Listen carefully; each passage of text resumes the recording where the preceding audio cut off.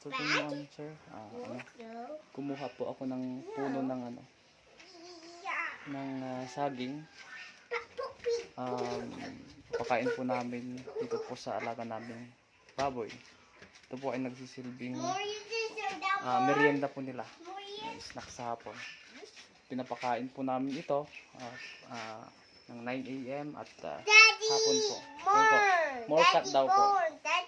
Wait anak. I will cut.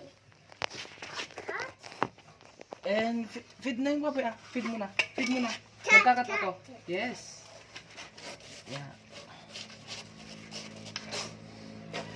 Up. Ulo. Feed na yung baboy. Feed na. Feed na yung baboy. Feed mo na. Merienda. Yung kamay. Makakat yung kamay. Wait.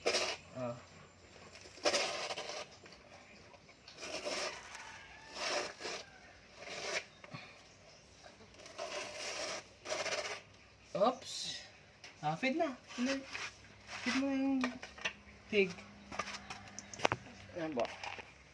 Pakain na po kami. Gusto po nila eh. Up. 2.